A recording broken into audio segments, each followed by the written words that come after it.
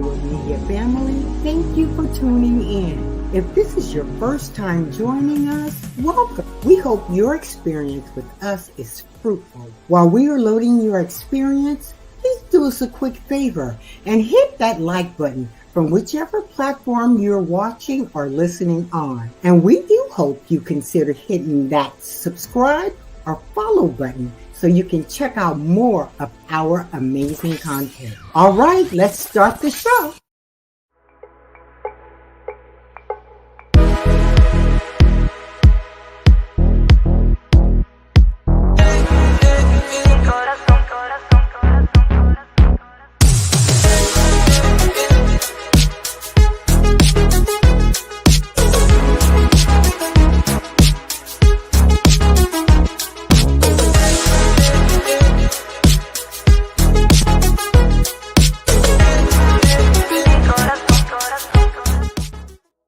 What is going on, Mavericks? Happy New Year. We are back with another episode of The Unusual Mavericks, and I'm your co-host, Kwame, joined by the handsome, the bearded one, the blackalicious, Just Dominic. What's going on, y'all? Hello, everybody. Hello, Kwame. Welcome back to The Unusual Mavericks. Yes. We have a lot to talk about. Said that with my Canadian accent. A boot. We have a lot. So it's a good time to come back. Yes. We've been out of the Unusual Mavericks for what? A month. It hasn't been a month. Yeah, over 3 weeks, maybe. 2 weeks for the break, and then last week we were off. Yeah, it hasn't been a month. Well, it felt like 3. It's all good in the hood. We're here and we're ready to get things started. Listen, y'all, if you guys have not done so already, hit that like button, share, and subscribe. It does help the algorithm, and we appreciate it too. And remember, all things on here are alleged. We do not, well, unless we say otherwise, but everything on here is alleged. It is our opinions. It is what we say. It has not been 4 weeks, Michaela. You are so, y'all are dramatic. Oh my God. Y'all are too much. Anywho, we are we're back. Make sure you guys hit that like button if you feel so inclined. Also, just so you guys know, we are going to be talking about a lot of stuff today. But just so you guys know, you can go ahead and check out and catch up if you haven't done so on the on our playlist on Pyro Media Network's YouTube. So I just put it in there in the chat. Also, I put it in for those watching on Instagram. Thank you guys so much for tuning in. We appreciate you. And also, I think that's it. Yeah. Oh, yeah. If you guys feel so inclined, you can go ahead and bless us with a Cash App. I'm going to go ahead and put that also in the comments. You can do so there as well. And then I will go ahead and put it in Instagram as well. Thank you guys for those who are watching on Instagram. We are live on Facebook, YouTube, Twitch, X or Twitter, and Instagram. So shout out to y'all. Make sure you guys share so you guys can bring in other Mavericks in here as well. Let's nerd out together. All right, let's get into some things. We got a lot to talk about, so let's get into the Maverick Alert. There you go.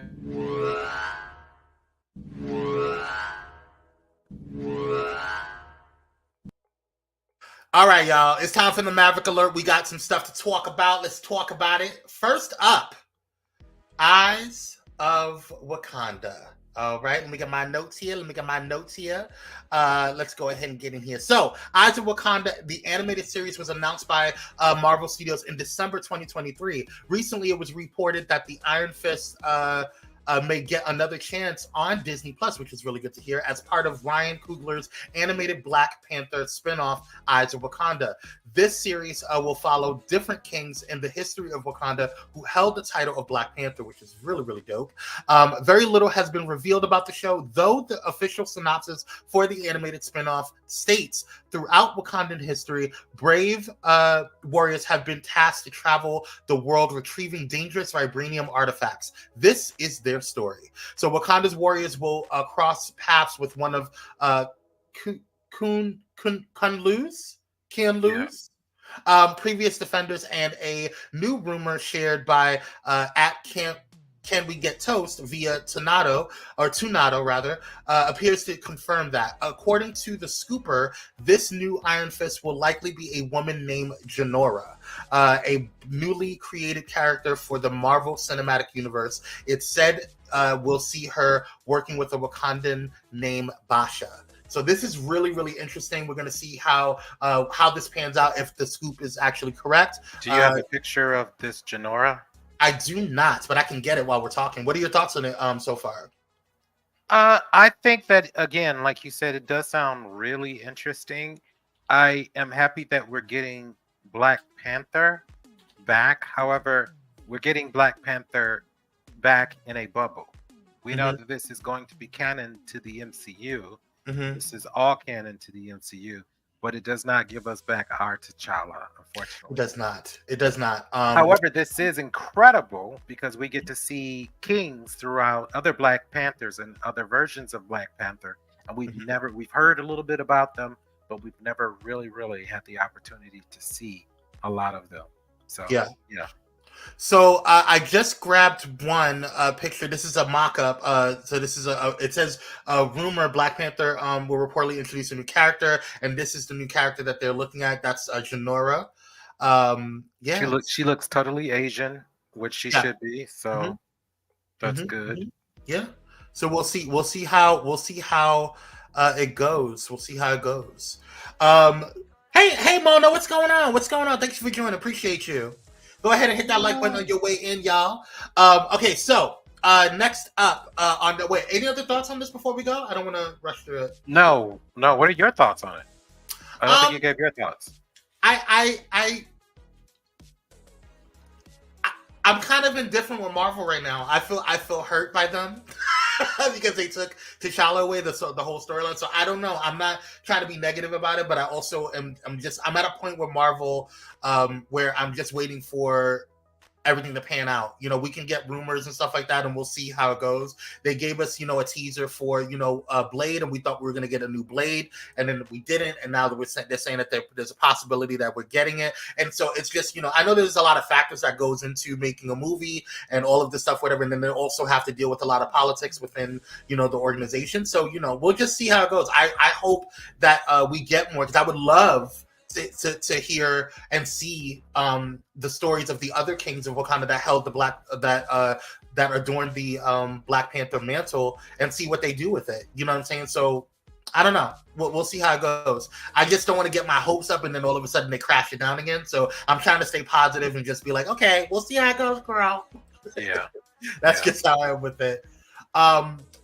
Next up is Echo season 1, which is I'm actually going to be watching that this weekend. I've just been catching up on so many other shows, so I didn't get a chance to do it. But Echo season 1 will follow Maya Lopez, played by Alaqua Fox, forgive me if I'm mispronouncing her name, who first entered the MCU when she appeared in Hawkeye. After enduring and partially causing chaos in New York City, Maya, pursued by Wilson Fisk, played by Vincent D. Onofrio, criminal empire, and she must go back to her hometown where her unfortunate past catches up with her. Now she must face her wrongdoings, reconnect with her Native American roots, and embrace the meaning of family and community if she ever hopes to move forward. It premiered on yesterday, actually. 2 days ago. On the 9th, 2 days ago, yes. So I'm looking forward to, I think they dropped 5, I looked yesterday on it. 5 episodes. You had 5 episodes that they dropped on it. It's the whole season. Oh, that's it? It's only 5 episodes? Yeah, I watched 3 of the episodes. Well, I watched it. We should do a review. Do you want to do a podcast review, or do you not think it's not worth it?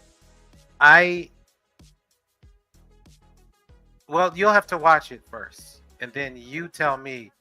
I encourage everybody to check it out. At least check out the first episode and see what you think, because I don't want to spoil it for you now. All right. I'm trying to reserve my opinions, and then we'll talk about it later. But I did check it out. So it's only 5 episodes. So well, we'll do an overall instead of an episode each review. We'll just do an overall series review. That I think that'll be easier instead of it's like they did a movie and cut it into 30 minutes, just fine. Oh, they're only 30 minutes. Okay, I'll knock that out in a couple hours. That's not a problem. It's not bad. Yeah, we'll see how it goes. I don't know. I don't know anything about Echo. I'm not, Yeah, I've never heard of her, to be honest. Yeah, I don't know why we did this instead of a Storm, show. I would rather. Well, hey, they're wasting money on these other no names. So they did Moon Knight, they did Storm, they did She-Hulk. None of those work. So, or not Storm, excuse me, Echo. And none of those work. So I don't know why. Yeah, we'll see what the ratings are with this particular show. So.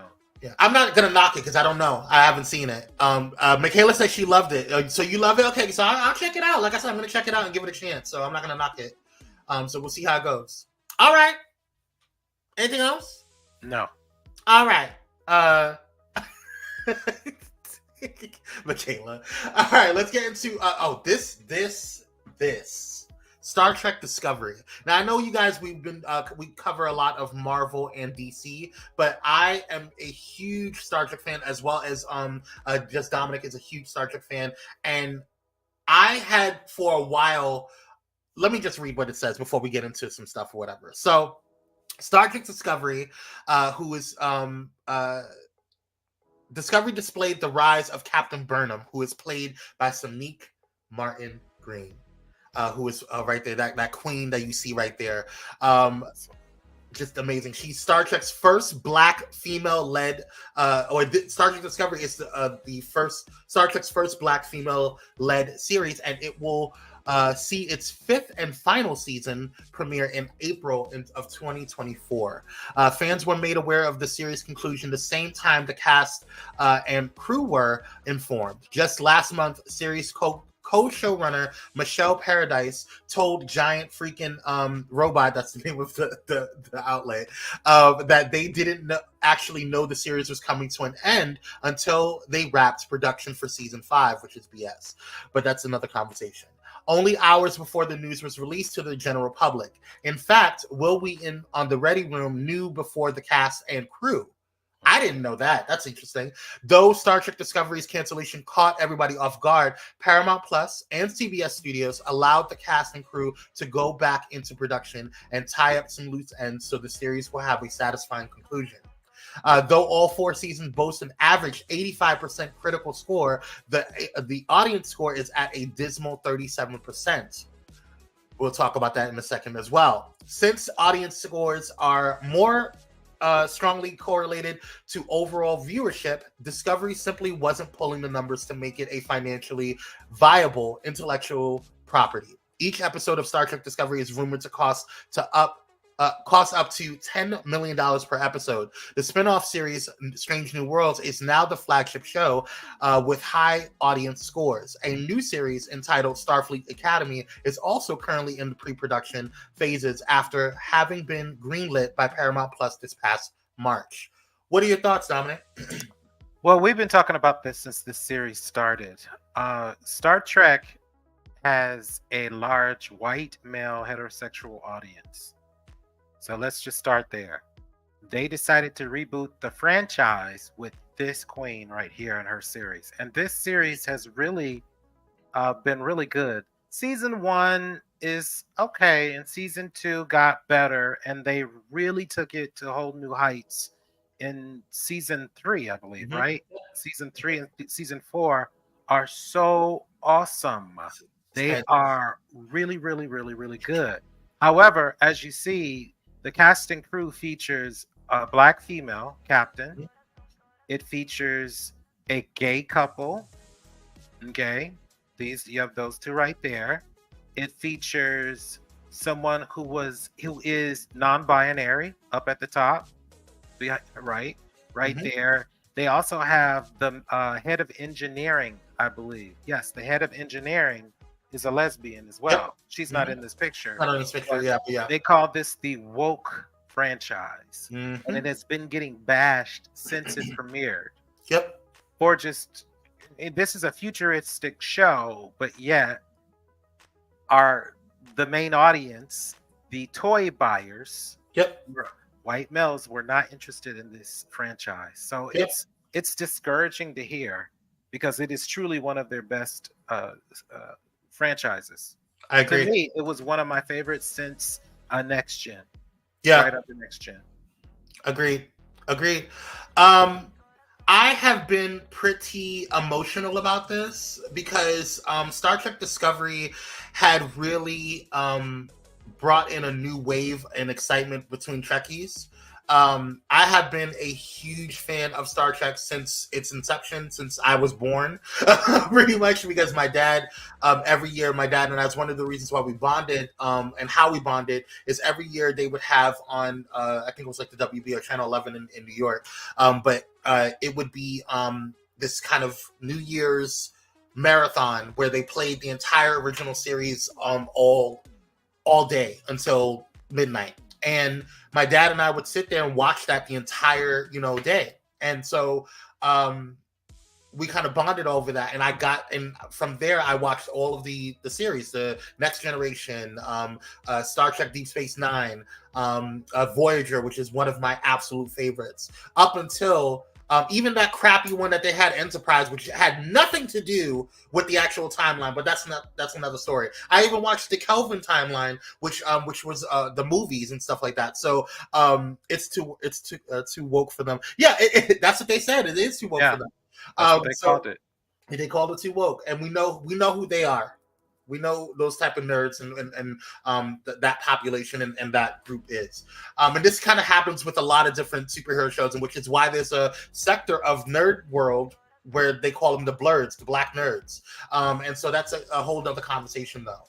But when Star Trek Discovery came back, this is after a very long time, even after the criticism for Enterprise, even after the major criticism for the movies, when J.J. Abrams went totally left field with that and completely, none of it was canon. And then Gene Roddenberry, Gene Roddenberry's son, Gene Roddenberry Jr., was fighting so hard, everybody was saying, you need to come back. Somebody needs to come back to bring back, Star Trek Discovery in a better light. And what Gene Roddenberry, his father, originally wanted, to happen. And so when Star Trek Discovery came out, seeing Sonique Martin, and I am a huge fan of Sonique Martin Green. Martin Green. And I'm gonna tell you why, because she was originally on The Walking Dead, and I'm a huge fan of The Walking Dead. She played Sasha Williams. She is a stellar actress, and she is literally she has made me cry on many times on that show. And so for her to leave The Walking Dead to come to one of my favorite franchises and reignite my inner nerd was a beautiful situation. And then watching Star Trek Discovery literally catapult production-wise, catapult storyline-wise, bringing in all types of new species, reinventing everything, propelling us into a new dimension when it came to even a further future and furthering the Star Trek story and going into transmedia and bringing out different things. That was a crazy situation.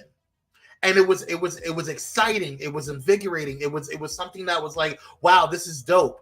But then politics gets involved. Then the racism that is that happens all over media, specifically even in nerddom, came about. It's really frustrating to see. And to be quite honest with you, Star Trek Discovery revitalized Star Trek. It's the reason why these other spinoffs even came about, in my personal opinion. And they literally came out of this. It literally came out of everything. It was if Star Trek Discovery failed, we wouldn't have Picard, we wouldn't have Strange New Worlds, we wouldn't even have the animated shows. Lower Decks. So, Lower Decks, which is pretty dope too. You know what I'm saying? So, and even what's the other one? The other animated one, Prodigy, which is furthering the Voyager timeline. So it's like, it's really frustrating to see, like, because it's too woke. They even had Stacey Abrams on the last as the president of Earth. That said a lot, right? That said a whole lot. How many people didn't like that? That said a whole lot, and it was a slap in a lot of people's face, and they were like, "Oh no, we're not gonna get woke. That's just too woke." And what's crazy to me is that like we're talking about Star Trek in and of itself is supposed to be in the future. It's supposed to be in a space where it's beyond race. It's beyond we have in the Star Trek world we have gone past racism. We have gone past poverty. We have evolved as a society, as a human culture, as a human race. And then to see the politics behind the scenes actually affect one of the what was originally the flagship show. Now they're reverting it back to someone. And don't get me wrong, Star Trek Strange New Worlds is a good show too, don't get me wrong, but guess who the lead is? A white male.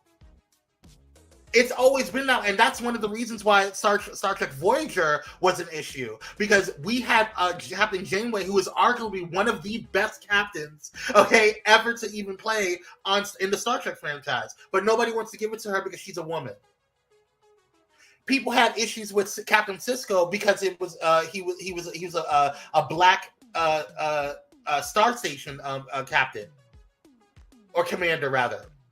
So it's like if you don't have a white male lead, you don't have anything going on, and that's hold on. And you need a hot blonde, as they say.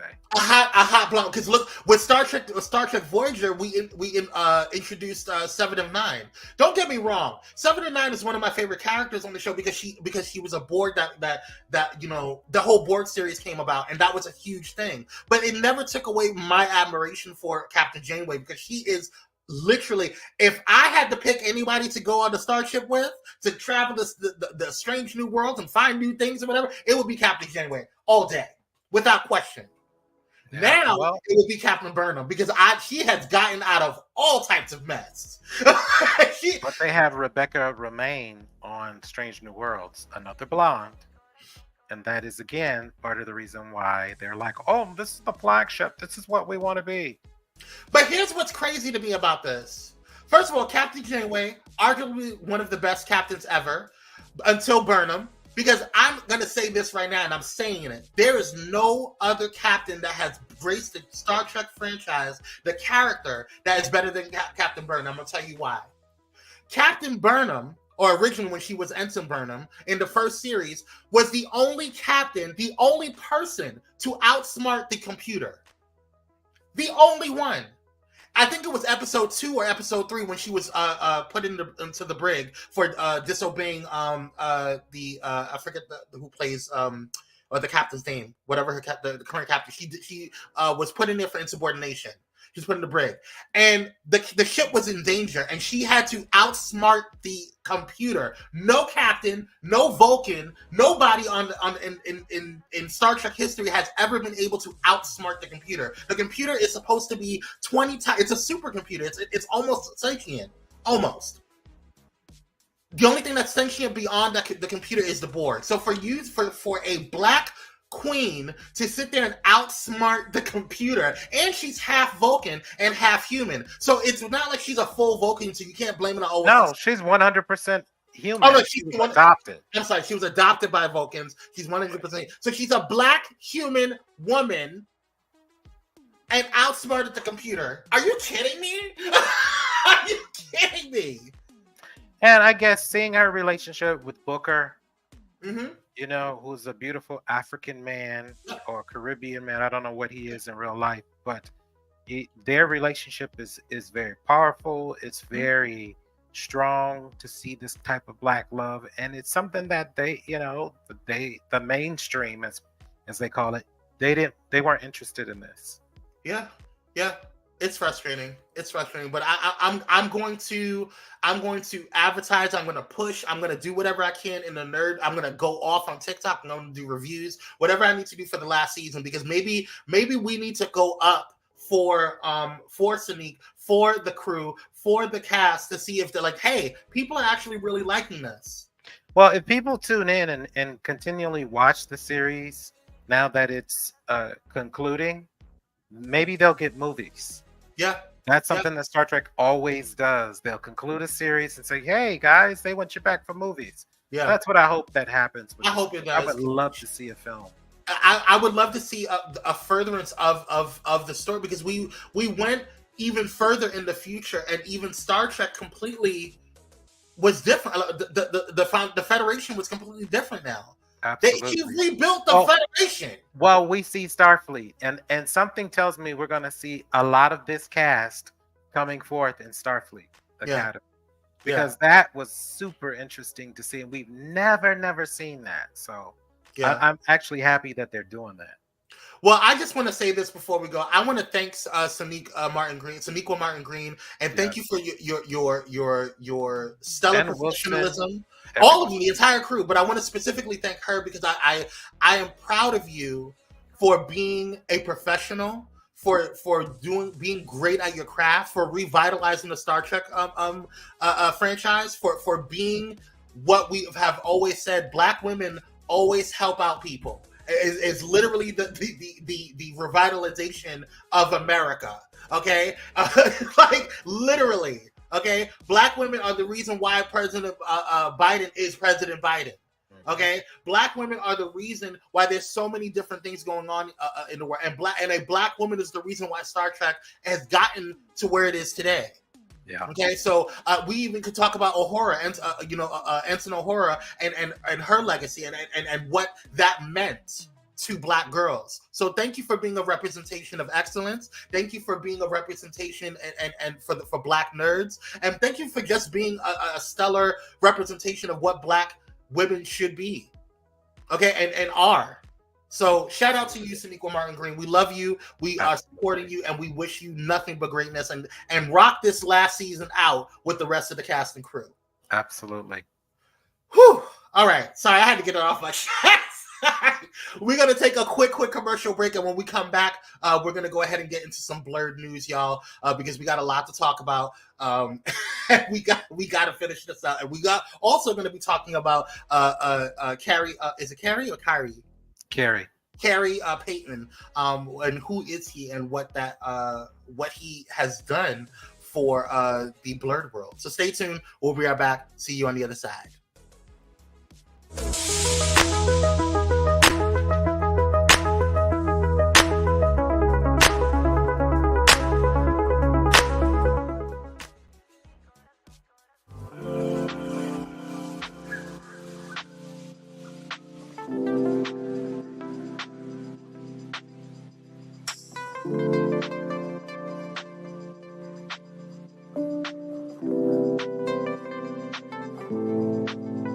Because self-care should be luxurious.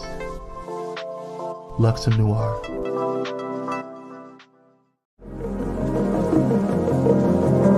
Hey pilots, did you know that you can now catch the electrifying sounds of Bullet and Flight Radio anywhere you go? Yes, you heard it right. Tune in to the high-flying beats and soaring melodies by downloading the TuneIn app on your mobile device. Just search for Bullet and Flight Radio and hit play. It's that easy. And if you have a smart device like Alexa or Google, just say, "Hey Google," or "Alexa, play Bullet and Flight Radio on TuneIn." Experience the rush of adrenaline wherever you are. Listen to Bullet and Flight Radio on TuneIn using your Alexa or Google devices. Soaring through the skies has never sounded this good. Don't miss out on the ultimate musical journey. Tune in now to Bullet and Flight Radio on TuneIn and let the music take you on an unforgettable ride. Get ready to elevate your listening experience. Brought to you by Bullet and Flight Radio.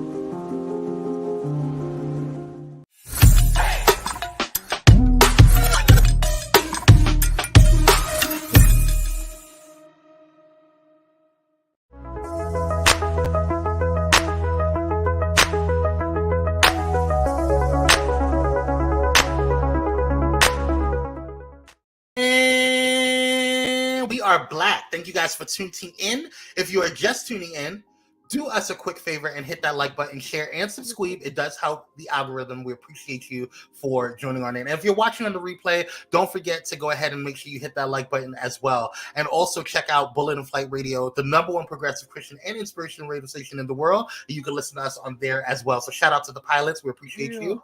Yes. And also, if you are not getting notifications from YouTube or Twitch, go ahead and hit that, or text rather, Blaze, BLAZE, to 833-793 613-243-2423, and you'll find out when we will send you an actual notification directly from Pyro Media Network. All right, y'all. Let's get into I was going to say Maverick Alert. We already did that. Let's get into some blurred news, y'all. Let's get into some blurred news. It's time to talk about some things. We got some things to talk about. What are we going to talk about today? Let's see. First up, y'all know how we do. We always talk about Marvel and DC, and we're going to give you some news, the latest and greatest. First up, Marvel Studios, shall we? Let's get into Aquaman. Hey, honey, how you doing, boo?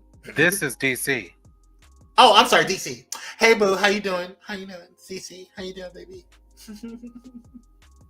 Anyway, no, he knows who I am.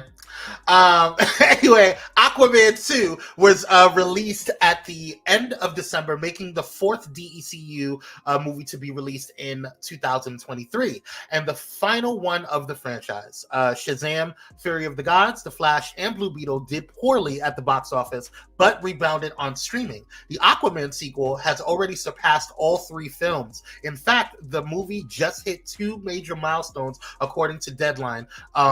Aquaman and the Lost Kingdom has officially surpassed 101.2 million at the domestic box office, in addition to hitting its milestone after its third weekend in theaters. The final DCEU movie has also surpassed 340 million worldwide, making it a mild hit, coming in behind Black Adam at 400 million worldwide.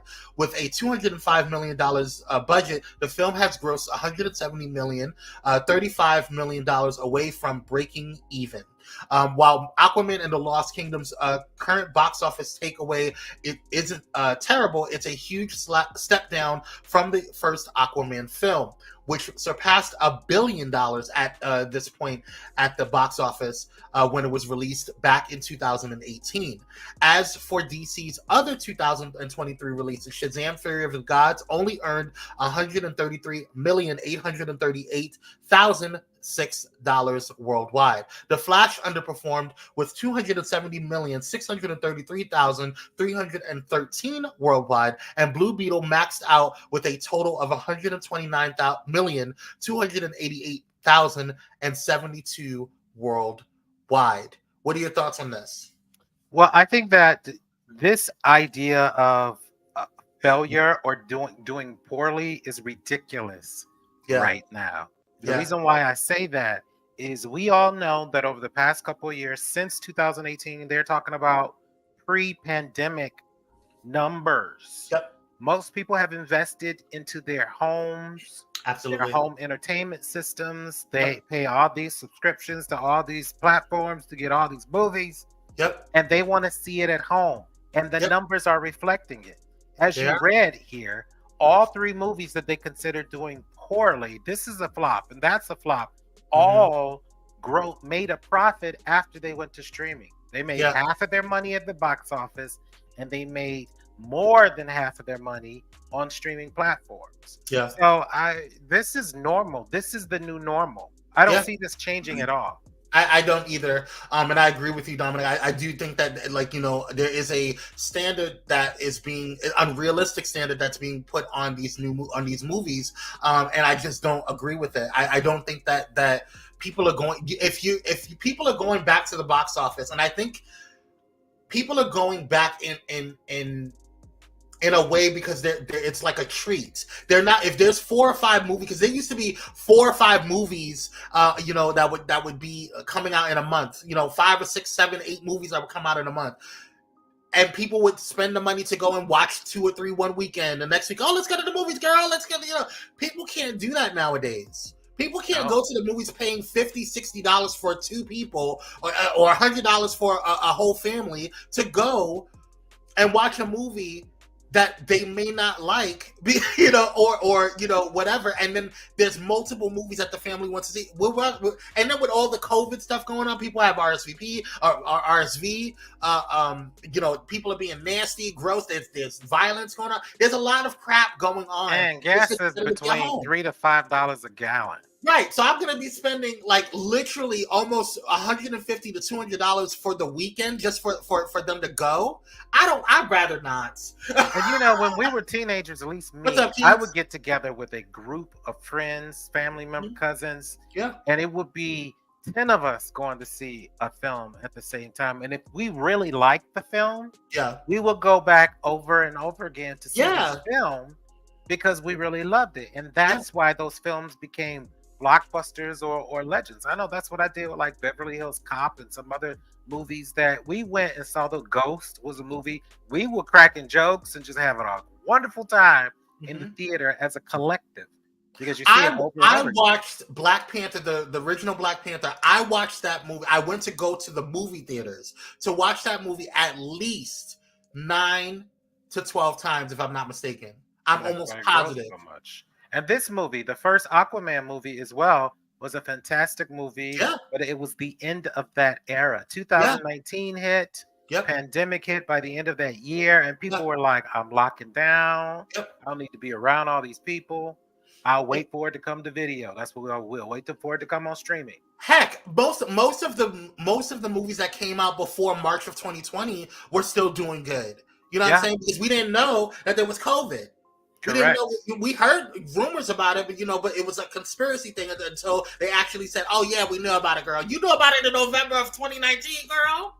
Yeah, but things were taking a nosedive though. Just a couple of months later, people weren't going anywhere.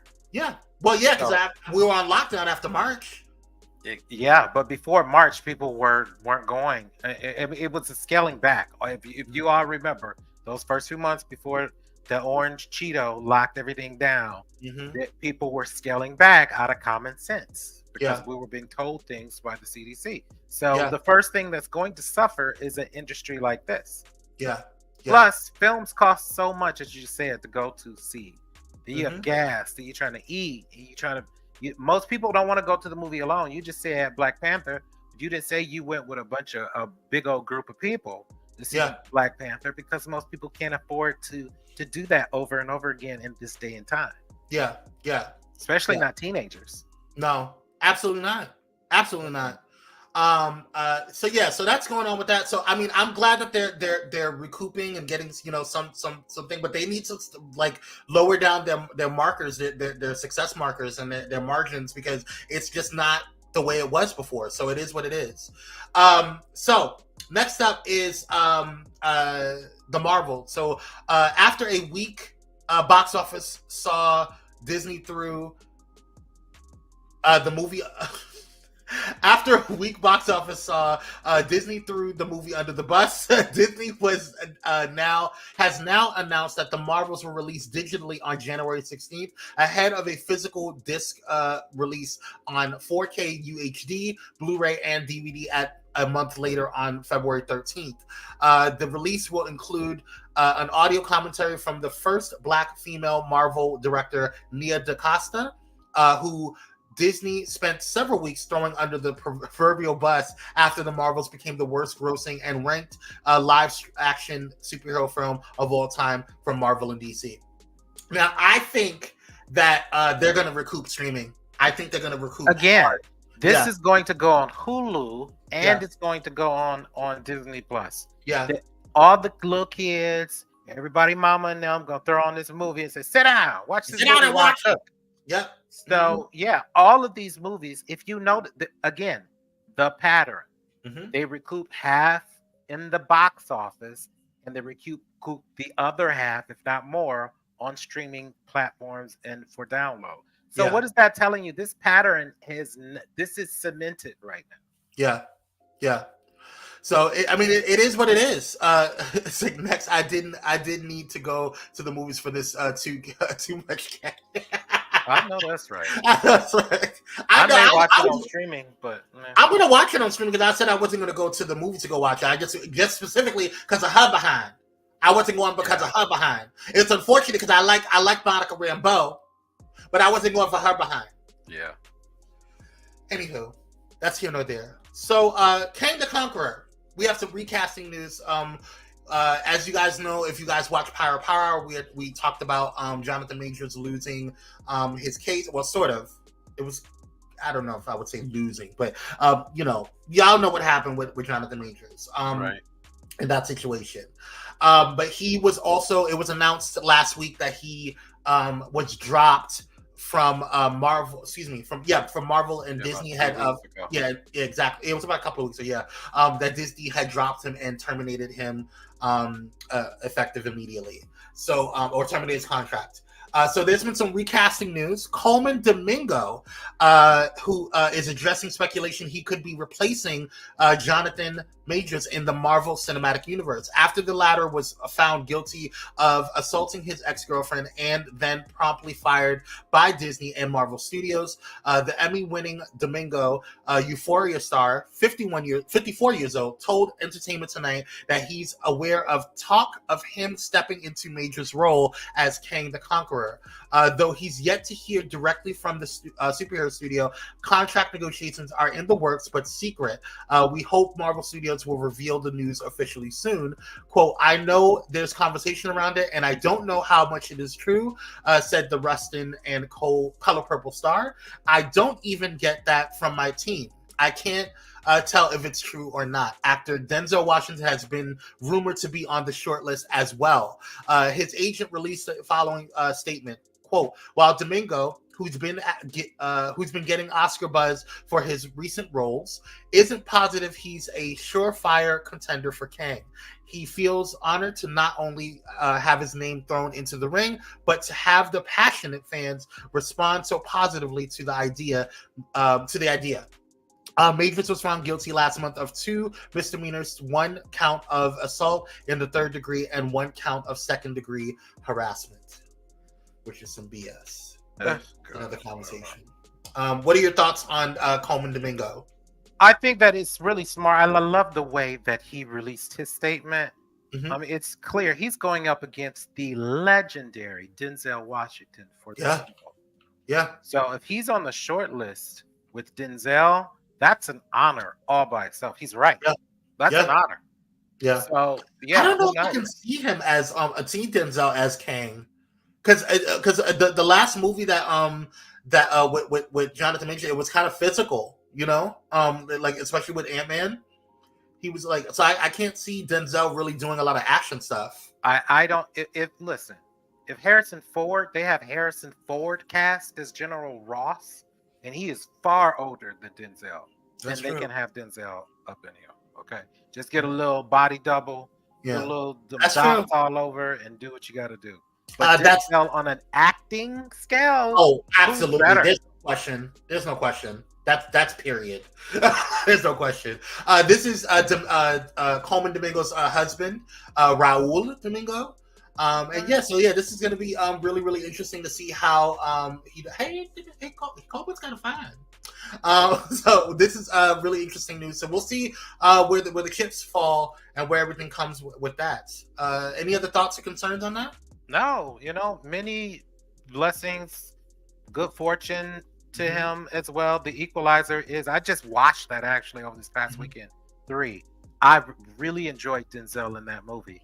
And if he can pull that off, then I'm sure he can pull off Kang the Conqueror, and he'll take that character to the next level as well.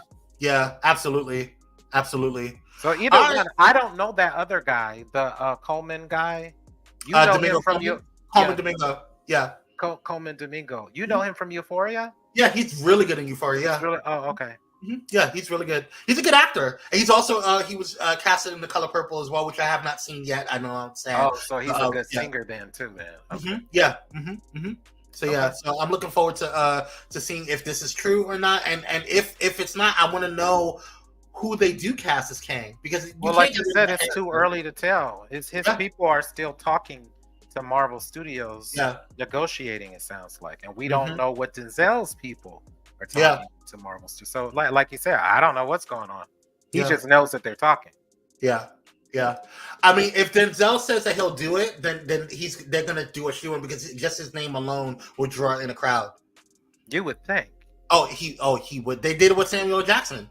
But oh god, they would be in the same universe. I don't think they've ever done anything together. That would be interesting. But Denzel may cost too much. Yeah, that's true. We'll see. We'll see how it goes. We'll see how it goes. Yeah. All right. Well, it's time for Maverick talk, y'all. It's time to get into some Maverick talk. And today, as you guys know, when we have these conversations surrounding Mavericks and getting to know Mavericks or whatever, we always look at. We have actually been doing this series, and shout out to Just Dominic for creating this series and this segment. And so, in the past, we've talked about Halim Flowers. We're going to give you a rundown of them, and we put the link to our playlist in this so you guys can see all of the shows and get a heads up on all of these kings and queens and royals on here. We also talk about Afua Richardson. Shout out to Afua. We also talk about the late great Matt Baker. Hey, girl, how you doing? Hey, man. We also talk about the queen herself, Dr. Sheena Howard. Shout out to her. We also talk about Aletha Martinez.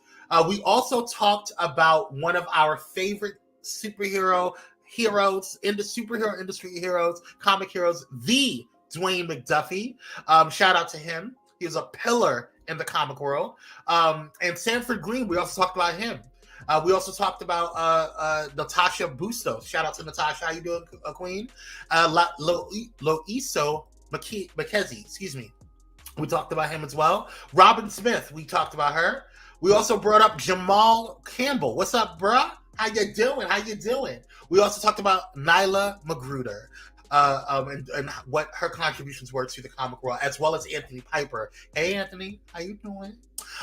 We also talked about Phil Lamar and the queen, Cree Summer. She is an voice acting legend. Okay, and another voice acting legend, and just legend, period, the one and only Keith David. We talked about Keith David. That was our last show that we had for 2023. That was a phenomenal episode, and we learned a lot. But today, we're going to talk about, and we're asking the question, who is Khary Payton? That's right, Khary Payton. The nice face, kind eye, Khary Payton. Well, Khary Payton was born on my girl's birthday, May 16th. If you don't know who was born on May 16th, then you don't know music. It's Janet Jackson. Anyway. The Empress of Pop. That's right. May 16th, 1972, Khary was born. He is an American actor and voice actor. He has voiced numerous roles and characters for DC Comics for their animated projects. Most notably, he plays Cyborg in everything DC. Yep. I'm talking about Flashpoint, a classic DC movie. He has played Cyborg in Teen Titans, Titans Go, everything. He's also a staple of Young Justice. Yes. He plays Cal Durham. He voices the character of Cal Durham, aka Aqualad. Black Manta. Correct. Aqualad, that's his real name, and Black Lightning. So black, and black. This is a brother. All day. Black. Some of his highlights from his career, he's very well known for his role as the King Ezekiel in the AMC horror drama series. I said miniseries. Horror drama series, The Walking Dead. People love him in that character, from my understanding. Love him in that character. He also played Dr. Tyrell Jackson in the soap opera General Hospital. Khary Payton is also an award-winning actor. He has 6 wins and 15 nominations under his belt. Yep. He recently won a role for his voice work as Cyborg, but recently he won he earned an award. He's the winner of the 2020 Cine Euphoria Merit Honorary Award for his role in The Walking Dead. Go figure. In 2018, he was nominated again he was nominated for his role in the Justice League action series and movie. It was really good. 2016, he won his BTVA People's Choice Voice Acting Award, being a part of an ensemble cast for the animated series Transformers, Robots in Disguise. Also in 2016, he won another BTVA TV Voice Award for his role in again in Transformers again. So he won for being a part of a ensemble cast, and then he won on his own. Yes. So that's what he did, and just to specify what he did in 2016. In 2014, he also won another BTVA People's Choice Award for Teen Titans Go, which is what you just showed. Even though that's not one of my favorites, Teen Titans Go. Teen Titans Go is not. Yeah, but the kids love it. They really, really love it. So I guess that's good for him. I guess. I don't really care for it. So, and then his last one, he won. He was the winner of he won for Young Justice. Get out. He won for Young Justice in 2013. So stack all those up, 6 awards, and I'm not going through all his 15 nominations as well. Yeah, so I just the link.